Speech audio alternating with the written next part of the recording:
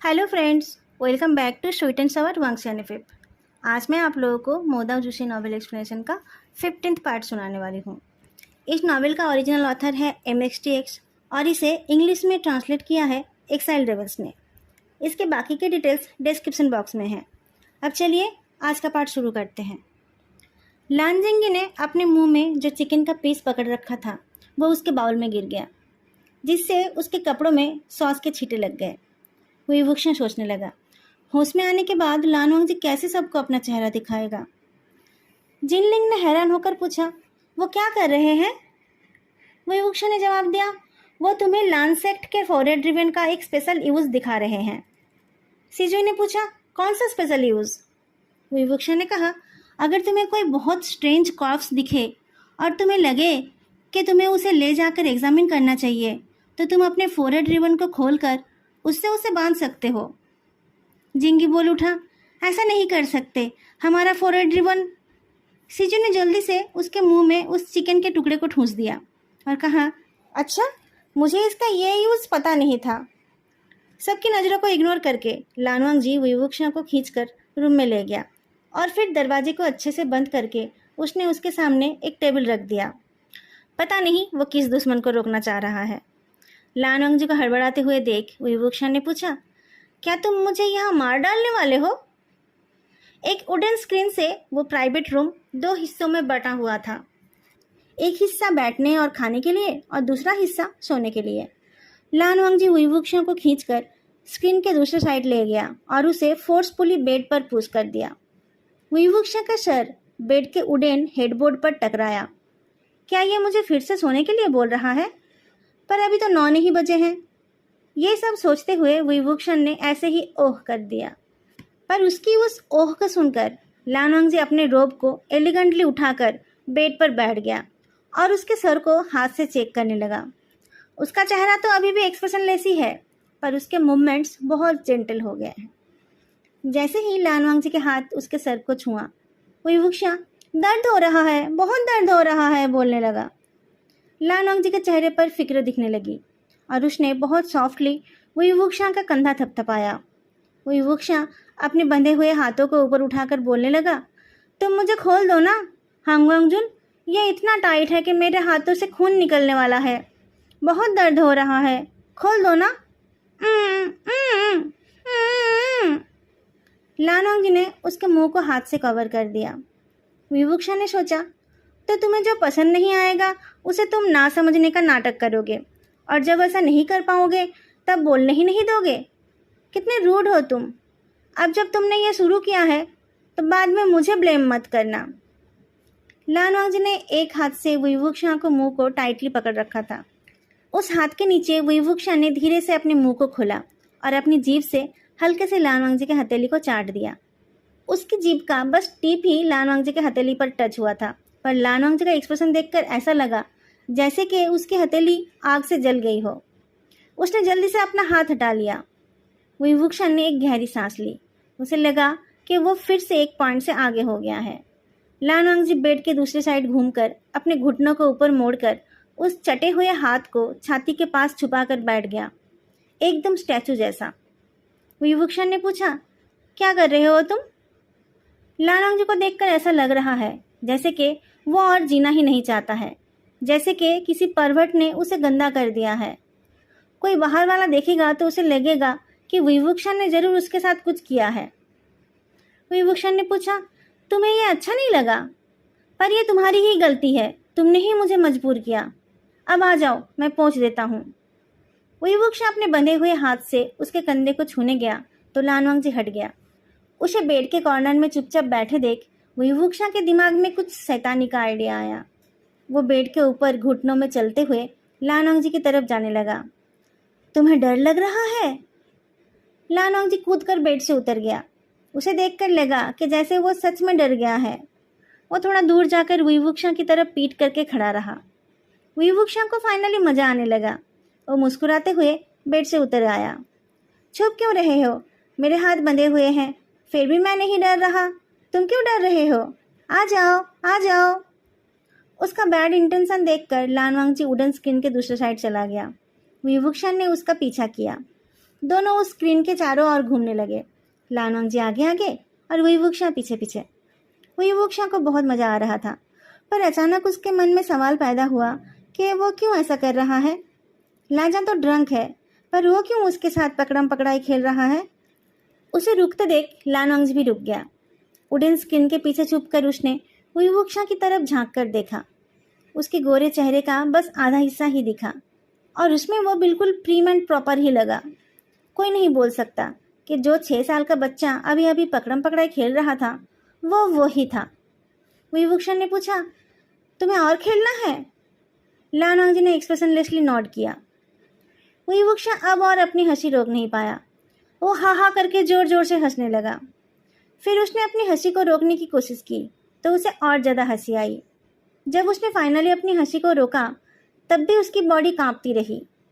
गुसुलन sect में noise करना, खेल कूद करना और जल्दी जल्दी चलना भी मना है। बचपन में लानवांगजी को शायद ये सब करने का मौका नहीं मिला। बेचारे को कल तक ये सब याद भी नहीं रहेगा। वुईवुक्षा उसके साथ कुछ देर खेलना ही ठीक समझा। वुईवुक्षा भागकर लानवांगजी की तरफ जाने लगा, ऐसे कि जैसे वह उसे पकड़ने जा रहा है। एक छोटे बच्चे के साथ जैसे खेलते हैं वुईवुक्षा ऐसे ही खेलने लगा। 2-4 राउंड्स घूमने के बाद उसने लानवांगजी को डराने के लिए कहा, भागो भागो, जल्दी भागो, मैं तुम्हें पकड़ने आ रहा हूँ।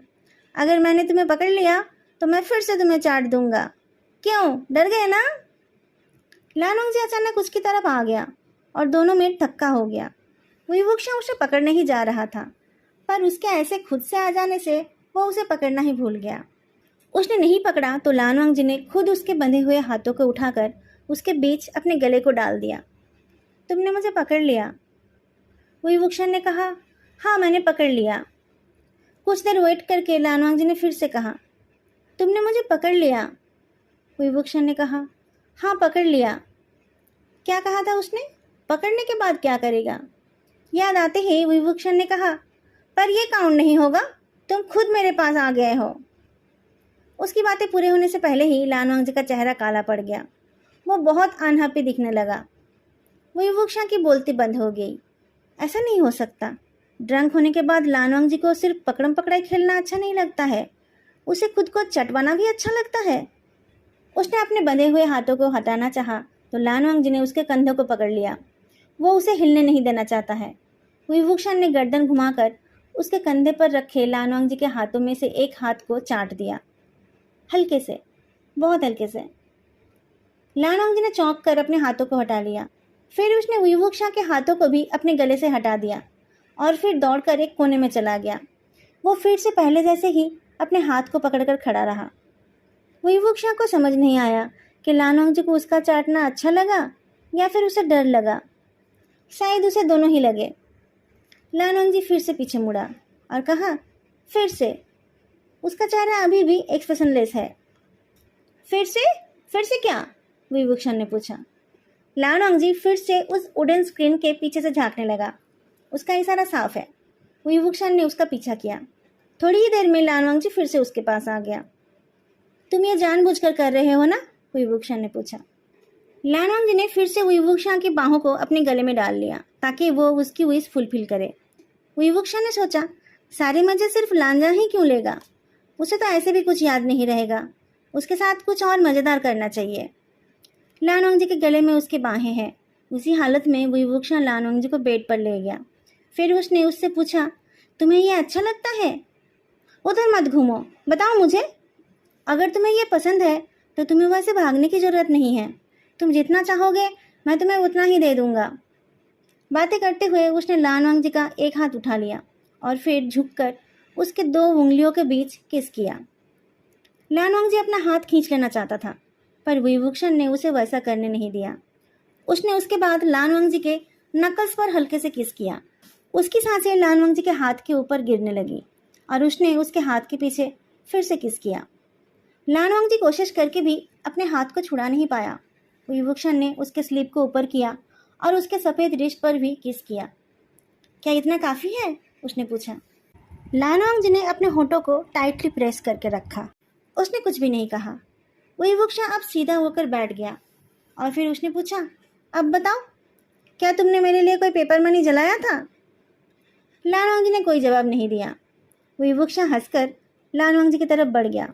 फिर उसने लानवांग जी के सीने पर, जहाँ दिल होता है, वहाँ पर किस किया। अगर तुम कुछ नहीं बोलोगे तो मैं तुम्हें और नहीं दूंगा। बताओ तुमने मुझे कैसे पहचाना। लानवांग जी ने आंखें बंद कर ली। उसके होंठ कांप उठे। शायद वो सच्चाई बताने वाला था, पर उसके कुछ बोलने से पहले उसके सॉफ्ट पेल रेड होंठों को देखकर विवुक्षा बहक गया। उसने उन होंठों पर किस कर लिया। किस करने के बाद उसने उन्हें थोड़ा चाट भी दिया। एक पल के लिए दोनों ने एक दूसरे को देखा और फिर लानवांग जी ने अपना हाथ उठाया। विवुक्षा डर गया। लानवांग जी ने उसे मार डालने के लिए हाथ उठाया है सोचकर वो जल्दी से बेड से उतर गया, पर लानवांग जी ने उसे नहीं मारा। उसने खुद के सर पर मारकर खुद को ही बेहोश कर लिया। लानवांग जी बेड पर लेटा रहा और विवुक्षा नीचे बैठा रहा। बाहर से ठंडी हवा का झोंका आया तो विवुक्षा का दिमाग क्लियर हुआ। वो उठकर गया और टेबल को ठीक जगह पर सेट करके उसके पास बैठ गया। थोड़ी देर बाद वह अपने मुंह से अपने कलाई पर बंधे रिबन को खोलने लगा। थोड़ी कसरत करके उसने अपने आप को फ्री कर लिया और फिर शराब के पॉट से कप में शराब डालने लगा।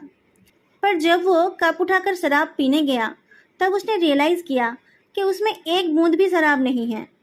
पॉट बिल्कुल खाली है, तो वह क्या डाल रहा था। उसे कोई होश ही नहीं था। और शराब नहीं, मैंने आज बहुत पी ली है, उसने सोचा। लानवांग जी इतना सीरियस टाइप का इंसान है। वैसे तो वो नशे में था, उसे कुछ याद नहीं रहेगा। फिर भी मुझे उसके साथ ऐसा नहीं करना चाहिए था। ये बहुत डिसरेस्पेक्टफुल चीज़ है। उसने थोड़ी देर पहले क्या किया था ये याद आने पर विवुक्षा ने अपने होठों को टच किया।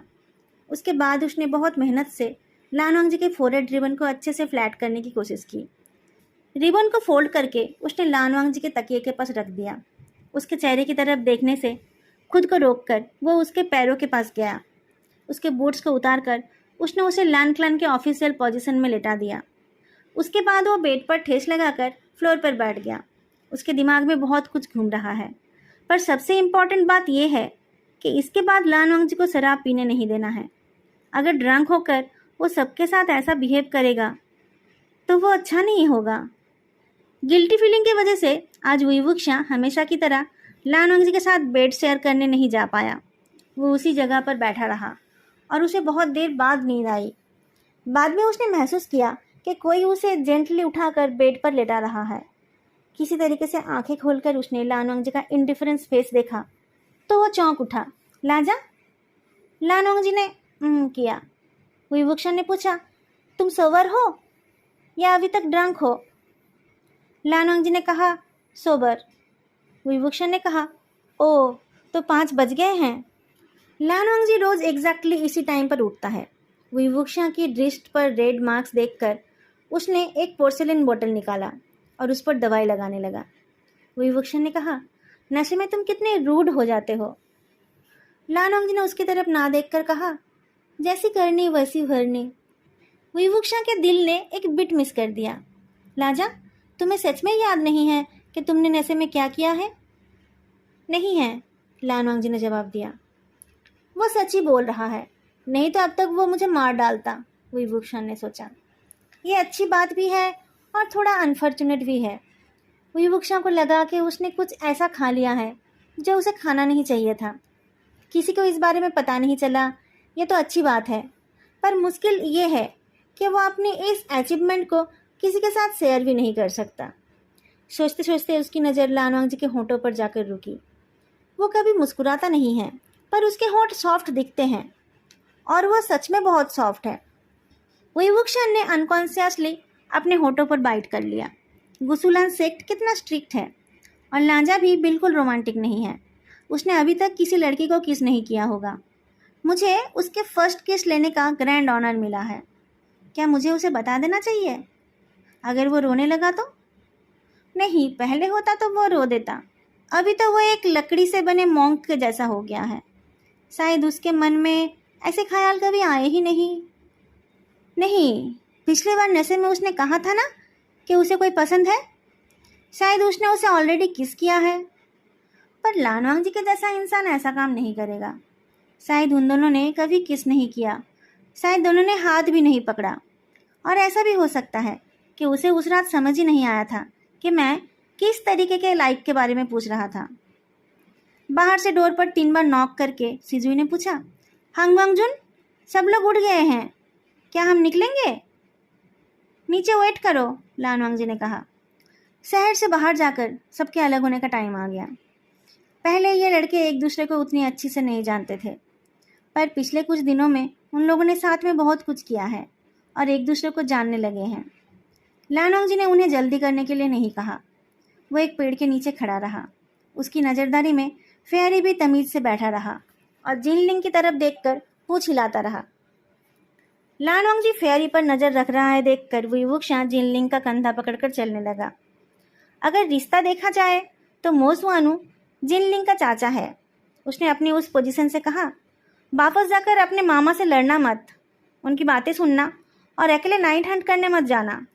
जिनलिंग बहुत बड़े सेक्ट से हैं, पर पेरेंट्स के ना होने की वजह से उसे लोगों की बातें सुननी पड़ती है, इसलिए उसे अपनी काबिलियत प्रूव करने की जल्दबाजी है। विवुक्षा ने कहा, कितने साल के हो तुम? 15? तुम्हारी उम्र में डिसाइपल्स ज़्यादा कोई बड़ा बीस्ट नहीं मार लेते हैं, तुम इतने उतावले क्यों हो रहे हो? मेरे अंकल्स इस उम्र में ही फेमस हो गए थे, जिनलिंग ने मुंह बनाकर कहा। विवुक्षा ने अपने मन में कहा, वो अलग बात थी। उस टाइम चीसान वेन सेक्ट सबसे ऊपर था और सबको उनसे बचकर रहना पड़ता था। अगर वो लोग जल्दी जल्दी कल्टीवेट करके खुद को स्ट्रांग नहीं बनाते तो उनको ही खतरा था। पता नहीं किसको किस वक्त बैटलफील्ड में जाना पड़ता। अब जब सिचुएशन अच्छा है और सारे सेक्ट्स के बीच शांति है तो लोग पागलों की तरह कल्टीवेट नहीं कर रहे हैं। अभी उसकी ज़रूरत नहीं है। जिनलिंग बोलता रहा। वो कुत्ता वोइंग भी 15 साल का था जब उसने उस स्लॉटर टॉर्टोइज को मारा था। अगर वो कर पाया तो मैं क्यों नहीं कर पाऊंगा? कुत्ता सुनकर विवुक्षा का डर वापस आ गया, पर उसने उस फीलिंग को भगाकर कहा, उसने उस टॉर्टोइज को मारा था, हंग वांगजुन ने नहीं। लान वांगजी का नाम सुनकर जिनलिंग ने विवुक्षा की तरफ अजीब नज़रों से देखा। तुम और हंग वांगजुन, जाने दो, ये तुम्हारा पर्सनल मैटर है, मेरा क्या जाता है। तुम कट स्लिप होने के मजे लो। ये डिजीज़ तो इनक्योरेबल है। ये डिजीज़ कैसे हुआ? विवुक्षा ने हंस दिया। जिनलिंग ने कहा, मुझे गुसुलान सेक्ट के फॉरवर्ड ड्रिवन का मतलब पता चल गया है। अगर तुम लोग यहाँ तक पहुँच ही गए हो तो हंग वांगजुन के साथ प्रॉपरली रह जाओ। अगर तुम कट स्लिप भी हो तो भी तुम्हें मॉडेस्ट रहना चाहिए। दूसरे किसी और के साथ इन्वॉल्व होने मत चले जाना। स्पेशली हमारे सेक्ट के लोगों से दूर रहना, नहीं तो बाद में मुझे दोष मत देना। विवुक्षा ने कहा, शैतान बच्चे, दूसरे लोगों से इन्वॉल्व होने से तुम्हारा क्या मतलब है? मैं वैसा इंसान नहीं हूँ। पर फॉरवर्ड रिबन का क्या है? क्या उस फॉरवर्ड रिबन का कोई और मतलब है? जिनलिंग ने कहा, जैसे तुम्हें कुछ पता ही नहीं है, मैं इस बारे में और बात नहीं करना चाहता। क्या तुम वही हो? अचानक इस सवाल से विवुक्षा हैरान हो गया, पर उसने कामली कहा, तुम्हें लगता है कि हम दोनों एक जैसे हैं? जिनलिंग थोड़ी देर चुप रहा और फिर व्हिसल बजाकर फेरी का नाम लिया। फेरी दौड़कर आया तो विवुक्षा भागने लगा। जिनलिंग गुड बाय बोलकर प्राउडली मार्च करते हुए लैनलिंग की तरफ चल पड़ा। बाकी के डिसाइपल्स भी अपने अपने सेक्ट की तरफ चल दिए। लास्ट में बस लान वांगजी, विवुक्षा और लैन सेक्ट के डिसाइपल्स रह गए। जिंगी ने पूछा, अब हमें कहाँ जाना है? सिजुई ने कहा, जेउजन 1000 एरिया में नाइट हंट कर रहे हैं। क्या हम उनसे मिलने जाएंगे या फिर डायरेक्टली क्लाउड एसेसिस वापस चले जाएंगे? लान वांगजी ने कहा, तंजो चलो। विवुक्षा ने कहा, यह ठीक रहेगा, हमें तो पता ही नहीं है कि हमारे डियर फ्रेंड का सर कहाँ पर है। वो दोनों आगे आगे चलने लगे और लड़के थोड़ा सा डिस्टेंस मेंटेन करके चलने लगे। थोड़ी दूर चलकर लान वांगजी ने पूछा, जियानचिंग को पता है कि तुम कौन हो? विवुक्षा अपने गधे पर बैठकर चल रहा था। उसने कहा, वो जानता है, पर उसके पास कोई एविडेंस नहीं है। बॉडी सैक्रिफाइस किया गया है, इस बात का कोई एविडेंस नहीं होता है। कुत्ते को देखकर उसके चेहरे पर जो एक्सप्रेशन था, उससे जियानचेंग को उसकी आइडेंटिटी पता चल गई है। पर जियानचेंग ने इससे पहले कभी किसी को नहीं बताया था कि विवुक्षा को कुत्ते से डर लगता है। कुत्ते से डरना किसी की आइडेंटिटी नहीं हो सकती। अगर जियानचेंग ऐसा कुछ बोलकर उसे विवुक्षा प्रूव करना चाहेगा तो सबको लगेगा कि ईलिंग पैट्रियार्क को ढूंढते ढूंढते वो पागल हो गया है। विवुक्षा ने कहा, मैं सच में यह जानने के लिए क्यूरियस हूँ कि तुमने मुझे कैसे पहचाना। लान वांगजी ने काम वॉइस में जवाब दिया, मैं भी ये जानने के लिए क्यूरियस हूँ कि तुम्हारी याददाश्त इतनी खराब क्यों है। तांजो पहुंचकर लान सीचन से मिलने से पहले वो लोग एक बड़े से गार्डन के सामने से गुजर रहे थे। इतने बड़े गार्डन का कोई देखभाल नहीं कर रहा है देखकर सारे डिसाइपल्स क्यूरियस होकर देखने गए। जब तक ना वो लोग सेक्ट के रूल के खिलाफ कुछ कर रहे हैं, लान वांगजी उन्हें रोक नहीं रहा है। गार्डन के अंदर एक पैविलियन है जिसमें एक टेबल और कुछ टूल्स हैं, पर देखभाल ना होने की वजह से सब टूटे फूटे हैं। बहुत सालों से ये ऐसे ही पड़े हैं। डिसाइपल्स इधर उधर घूमकर देखने लगे। सिजी ने कहा, ये तो डैमसेल ऑफ एनुअल ब्लॉसम का गार्डन है ना? जिंगी को इस बारे में कुछ पता नहीं था। उसने इसके बारे में पूछा। एनुअल ब्लॉसम सीजनल फ्लावर्स है जो साल में बस कुछ दिनों के लिए ही खिलते हैं। वो अलग अलग रंग के होते हैं और उनके खिलने से पूरा गार्डन खुशबू से महक उठता है। गार्डन का नाम सुनकर वुईवुक्शा को कुछ याद आ गया। सीजू ने थोड़ा सोचकर कहा, अगर मुझे ठीक से याद है तो यह गार्डन बहुत फेमस हुआ करता था। मैंने एक बुक में इसके बारे में पढ़ा था। चैप्टर का नाम था the blossoming spirit of the flourish damsel. तंजो में एक गार्डन है और उस गार्डन में एक डैमसेल है। चांदनी रात में अगर कोई उसे कोई कविता सुनाता है और उसे वो कविता अच्छी लगती है तो वह उस कविता सुनाने वाले को एक फूल देती है जिसकी खुशबू 3 साल तक बरकरार रहती है। अगर किसी की पोएम अच्छी नहीं होती है तो वह उसके चेहरे पर एक फ्लावर मारकर गायब हो जाती है। जिंगी ने पूछा, उस फ्लावर में कांटे तो नहीं होते ना? नहीं तो मेरे चेहरे से तो खून ही निकल जाता। किस तरह की फेयरी थी वो? सीजू ने कहा, मुझे लगता है कि वो कोई फेयरी नहीं बल्कि एक स्पिरिट है। कहते हैं कि इस गार्डन के पहले मालिक एक पोएट थे। उन्होंने खुद इन फ्लावर्स को प्लांट किया था और इन्हें अपना दोस्त मानते हुए इन्हें रोज पोएम सुनाते थे। उस पोएट्री के इमोशन से और इन फ्लावर्स से यहाँ एक स्पिरिट जनरेट हुआ जो बाद में डैमसेल ऑफ एनुअल ब्लॉसम बन गई। पहले यहाँ रेगुलरली बहुत लोग आया करते थे। वुईवुक्शा ने कहा, यह तो बहुत रोमांटिक है, पर गुसुलान सेक्ट के लाइब्रेरी में ऐसी बुक्स नहीं हो सकती। सिजुई, सच सच बताओ, तुम्हें यह बुक कहाँ मिली थी? सिजुई शर्मा गया और लान वांगजी गुस्सा है या नहीं चेक करने लगा। जिंगी ने पूछा कि वो डैमसेल खूबसूरत थी या नहीं। लान वांगजी डांटने के मूड में नहीं है देखकर सिजुई ने मुस्कुराकर कहा, इतनी खूबसूरत चीज़ों से बनी थी तो वो भी ज़रूर खूबसूरत थी, पर सच बात यह है कि किसी ने कभी उसके चेहरे को नहीं देखा था। या तो उन्हें फ्लावर मिलते थे, नहीं तो उन्हें बेहोश करके बाहर फेंक दिया जाता था। कोई उससे मिल नहीं पाता था। पर एक इंसान था। एक लड़के ने पूछा, कौन? वुईवुक्शा को खांसी आ गई। सिजू ने कहा, द ईलिंग पैट्रियार्क वुईवुक्शा। वुईवुक्शा खांसने लगा। फिर से उसकी बात? हम किसी और बारे में बात नहीं कर सकते? किसी ने उसकी बातों पर ध्यान नहीं दिया। जिंगी ने कहा, चुप हो जाओ।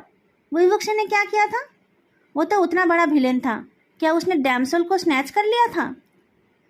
नहीं, सिजुई ने कहा, पर उस डैमसेल के चेहरे को देखने के लिए वह उतनी दूर वुनमिंग से आ गया था।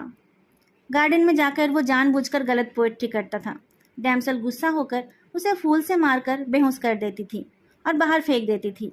होश आने पर वो फिर से अंदर जाता था और फिर से गलत पोएट्री करता था। 20 बार से भी ज़्यादा ऐसा करने के बाद उसे डैमसेल का चेहरा दिखा था। उसके बाद वो हर जगह पर जाकर उसकी खूबसूरती की तारीफ करने लगा। डैमसेल इतना इरिटेट हो गई कि वो बहुत दिनों तक बाहर नहीं आई। पर उसके बाद से जब भी वुईवुक्शा इस गार्डन में आता था वो उस पर फूलों का बारिश कर देती थी। ये एक अजब नज़ारा हुआ करता था। सारे लड़के हंसने लगे। किसी ने उसे एनोइंग कहा। किसी ने पूछा कि क्या वो इतना बोर्ड था? इसमें बोरिंग क्या है? वुईवुक्शा ने कहा, कम उम्र में सब ऐसे काम करते हैं, पर लोगों को यह सब कैसे पता चला? और ये बुक में भी लिखा हुआ है। ये बात बहुत बोरिंग है। लान वांगजी उसकी तरफ देख रहा था। उसका चेहरा हमेशा की तरह एक्सप्रेशन लेस ही था, पर वुईवुक्शा को लगा कि वो उसके ऊपर हंस रहा है। उसने सोचा, हे लाजा, मुझ पर मत हंसना। मेरे पास भी तुम्हारी यंग एज की एम्बरेसिंग स्टोरीज हैं। मैं इन्हें वो बता दूंगा तो तुम्हारी रेपुटेशन खराब हो जाएगी। उसने इन लड़कों को कहा, तुम लोगों के पास और कोई काम नहीं है? कल्टीवेशन छोड़कर तुम लोग ऐसे बुक्स पढ़ रहे हो? वापस जाकर हंगवांगजुन से 10 बार सेक्ट रूल्स को लिखने का पनिशमेंट ले लेना। लड़के रोने लगे। हैंड स्टैंड करके 10 बार सेक्ट रूल्स कॉपी करना होगा। वुईवुक्शा भी शॉक्ड हो गया। उसने लानवांग जी की तरफ घूमकर पूछा, तुम्हारे सेक्ट में डिसाइपल्स को हैंड स्टैंड करके रूल्स कॉपी करना होता है? ये कितनी बुरी बात है। लानवांग जी ने कामली जवाब दिया, सिंपली कॉपी कराने से कुछ लोगों को सीख नहीं मिलती है और हैंड स्टैंड करके उनका ही फ्यूचर और कल्टीवेशन अच्छा होगा। लानवांग जी उसी की बात कर रहा है, ये वुईवुक्शा को पता था, पर उसने ऐसे प्रिटेंड किया कि जैसे उसे कुछ समझ ही नहीं आया। अच्छा हुआ कि उसे हैंड स्टैंड करके रूल्स कॉपी नहीं करना पड़ा। लड़कों ने डिसाइड किया कि वो लोग उस गार्डन में ही कैंप करेंगे। सूखी डालियों को इकट्ठा करके उन लोगों ने आग जला लिया। लानवांग जी पेट्रोल पे गया है ताकि इस एरिया को चेक करने के साथ साथ वो एक प्रोटेक्टिव एरे भी बना पाए।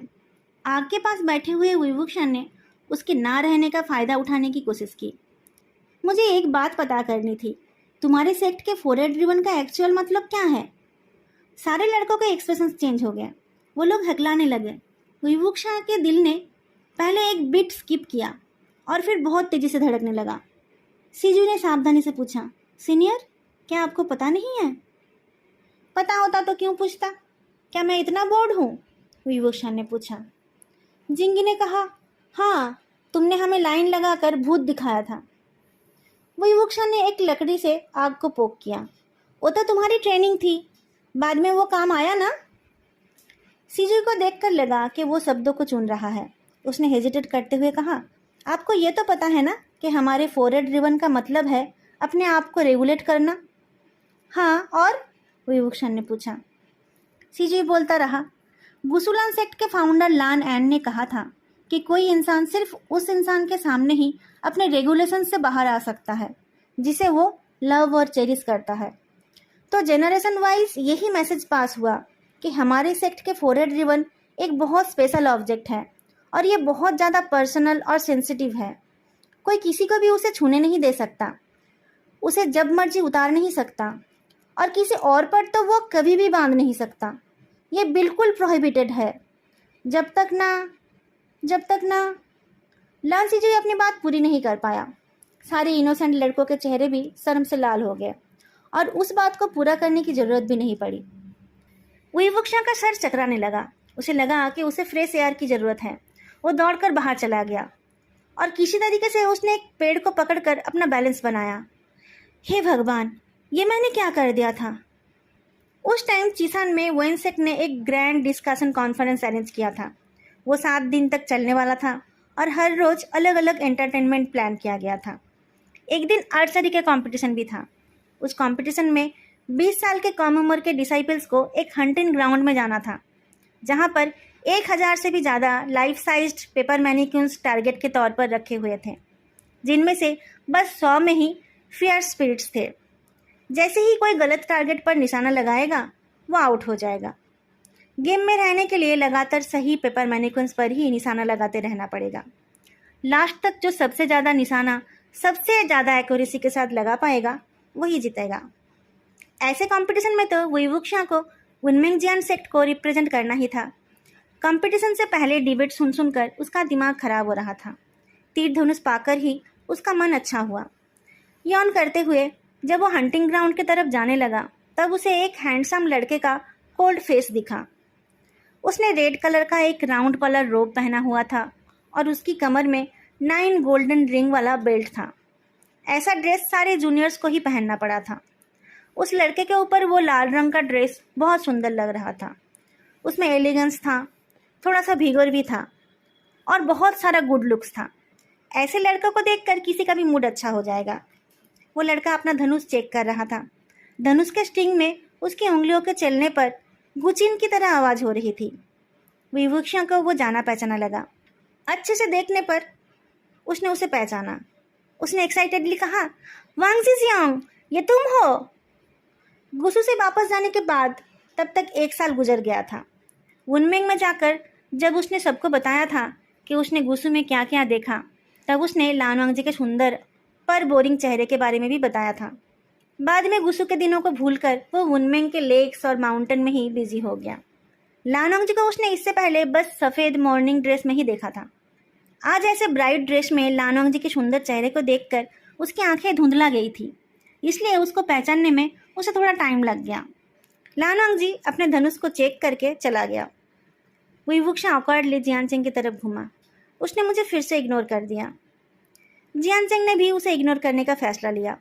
हंटिंग ग्राउंड में सारे सेक्ट्स के लिए अलग अलग एंट्रेंस थे। जैसे ही लानवांग जी अंदर जाने लगा, वुईवुक्शा ने उसका रास्ता रोक लिया। लानवांग जी ने उसे साइड करके जाने की कोशिश की तो उसने उधर से भी उसे रोक लिया। वो उसे जाने ही नहीं दे रहा था। फाइनली लानवांग जी ने चिन को थोड़ा उठाकर सीरियस टोन में कहा, एक्सक्यूज मी। फाइनली तुमने बात की, वुईवुक्शा ने कहा। तुम तो ऐसे प्रिटेंड कर रहे हो जैसे कि तुम मुझे जानते ही नहीं हो या तुम्हें मेरी बात सुना ही नहीं दी। दूसरे सेक्ट के लड़के उन्हें देखकर हंसने चिल्लाने लगे। जियानचेंग ने इम्पेशेंट होकर अपनी जीभ से आवाज़ की और फिर वह अपनी एंट्रेंस के लिए चला गया। लानवांग जी ने अपने कोल्ड आंखों को उठाकर रिपीट किया, एक्सक्यूज मी। वुईवुक्शा ने उसे साइड होकर जाने दिया। जैसे ही लानवांग जी अंदर चला गया, उसने पीछे से चिल्लाकर कहा, लाजा, तुम्हारा फोरहेड रिबन टेढ़ा है। लानवांग जी जल्दी से अपने फोरहेड रिबन को ठीक करने गया तो उसे पता चला कि उसका रिबन बिल्कुल ठीक है। उसने इरिटेट होकर वुईवुक्शा की तरफ देखा, जो हंसते हुए अपने सेक्ट के इंटरेस्ट की तरफ जा रहा था। कंपटीशन चलने लगा। गलत मैनिक्वेंस पर तीर चलाने वाले आउट होते गए। वुईवुक्शा धीरे चल रहा था, लेकिन उसने एक भी गलती नहीं की थी। वो सोच रहा था कि दूसरे हाथ से तीर चलाकर देखेगा। अचानक कोई चीज़ उड़कर उसके चेहरे को छू गया। उड़ते हुए कैटकिन फ्लावर से भी हल्के उस चीज़ ने उसके गाल पर खुजली की।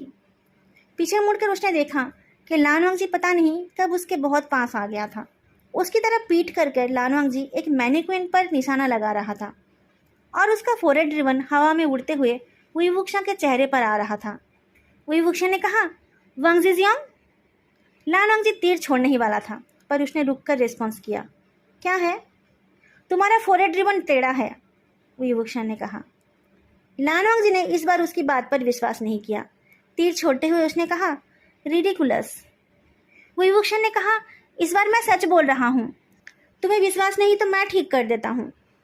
बोलते बोलते उसने उस उड़ते हुए रिबन को पकड़ लिया। उसको उनमें में लड़कियों की चोटी खींचने की आदत थी। हाथ में कुछ आते ही उसका हाथ खुद से उसे खींच देता था। लानवांग जी का फोरहेड रिबन पहले से ही लूज था। थोड़ा सा खिंचाव पड़ते ही वो निकलकर वुईवुक्शा के हाथ में आ गया। लानवांग जी का धनुष पकड़ा हुआ हाथ कांप उठा। थोड़ी देर बाद ही वो पीछे मुड़ पाया और फिर उसने वुईवुक्शा की आंखों में देखा। वो सॉफ्ट रिबन तब भी वुईवुक्शा के हाथ में था। वुईवुक्शा ने कहा, आई एम सॉरी, मैंने जानबूझकर ये नहीं किया। ये लो, तुम इसे बांध लो। लानवांग जी का चेहरा इतना काला हो गया था जैसे कि किसी काले कोहरे ने उसके चेहरे को घेर लिया हो। उसने अपने तीर को ऐसे टाइटली पकड़ा कि उसके हाथ के भेंस खड़े हो गए। वो गुस्से से कांपने लगा और उसकी आंखें लाल हो गई। वुईवुक्शा ने अपने हाथ के रिबन को दबाते हुए सोचा, जिस चीज़ को मैंने खींचा वो फोरहेड रिबन है या फिर उसकी बॉडी का कोई पार्ट। उसे रिबन को दबाते देख लानवांग जी और शॉक्ड हो गया और उसने जल्दी से अपने रिबन को वापस ले लिया। वुईवुक्शा ने भी रिबन को छोड़ दिया। लान सेक्ट के बाकी डिसाइपल्स भी अपना काम छोड़कर दौड़कर आए। लान सिचन अपने गूंगे बने भाई के कंधे को पकड़कर उससे धीमी आवाज़ में बात करने लगा। बाकी सब भी सीरियस फेस लेकर लानवांग जी को घेर कर खड़े रहे और वुईवुक्शा की तरफ ऐसे देखने लगे जैसे कि वो कोई बहुत बड़ा दुश्मन हो। वुईवुक्शा को एक दो बातें ही सुनाई दे रही थी, जैसे कि एक्सीडेंट, शांत हो जाओ, परेशान होने की ज़रूरत नहीं है, वो मर्द है, सेक्ट रूल्स वगैरह वगैरह। वुईवुक्शा को कुछ समझ नहीं आया। लानवांग जी ने एक बार उसकी तरफ देखा और फिर वो रेंज से बाहर चला गया। जियानचेंग ने आकर पूछा, इस बार तुमने क्या किया है? मैंने तुम्हें उसे टीज करने से मना किया था ना? तुम्हें मरने का इतना शौक क्यों है? क्या हुआ है बताकर वुईवुक्शा ने पूछा, वो इतना गुस्सा क्यों हो गया और वो पार्टिसिपेट भी नहीं कर रहा है? क्योंकि वो तुमसे नफरत करता है, जियानचेंग ने उसका मजाक उड़ाते हुए कहा। वुईवुक्शा फिर से तीरंदाजी में लग गया। इतने सालों में उसने कभी इस इंसिडेंट पर ज़्यादा ध्यान नहीं दिया था। शुरू में उसे शक हुआ था कि शायद लान क्लान के फोरहेड रिबन का कोई स्पेशल मीनिंग है, पर बाद में वो ये भूल गया था। अब जब उसे ये याद आया कि बाकी के डिसाइपल्स उसे कैसे देख रहे थे। लानवांग जी के मर्जी के खिलाफ एक शैतान लड़के ने सबके सामने उसके फोरहेड रिबन को उतार दिया था। पता नहीं लानवांग जी ने उस वक्त कैसे वुईवुक्शा को जिंदा छोड़ दिया था। गुड मैनर्स वाले लोग कितने स्कैरी होते हैं। लानवांग जी सच में हंग वांगजुन टाइटल के लायक है। सोचते सोचते वुईवुक्शा को याद आया कि उसने उसके बाद भी कई बार लानोंगजी के फोरहेड रिबन को छुआ है। उसे देखकर जिंगी ने पजल्ड होकर पूछा, वो क्या कर रहा है? इधर उधर टहल रहा है। क्या उसने ज़्यादा खा लिया है? एक और लड़के ने कहा, उसका चेहरा एक बार लाल हो रहा है और एक बार हरा। क्या उसने कुछ गलत खा लिया है? किसी और ने कहा, खाने से नहीं, शायद फोरहेड रिबन की मीनिंग पता चलने पर ऐसा हुआ है। वो बहुत एक्साइटेड लग रहा है। लगता है वो हंगवंगजुन से बहुत प्यार करता है। देखो वो कितना खुश है। बहुत देर तक टहल कर वुईवुक्शा अपने आप को शांत कर पाया था। लास्ट वाला सेंटेंस सुनकर उसे समझ नहीं आया कि वो हंसेगा या रोएगा। अचानक उसे सूखे पत्ते पर किसी की पैरों की आवाज़ सुनाई दी। शायद लानवांगजी वापस आ गया है। उसने अपना एक्सप्रेशन ठीक करके पीछे मुड़कर देखा तो उसे पेड़ के नीचे के अंधेरे में एक काला सा फिगर दिखा। वो एक लंबी चौड़ी बॉडी है, स्ट्रेट और डिग्निफाइड, पर उसका सर नहीं है। दोस्तों, आज का ये पार्ट मैं यहीं पर ख़त्म कर रही हूँ। आई होप आप सबको आज का ये पार्ट अच्छा लगा है। फिर मिलेंगे अगले वीडियो में। तब तक के लिए बाय।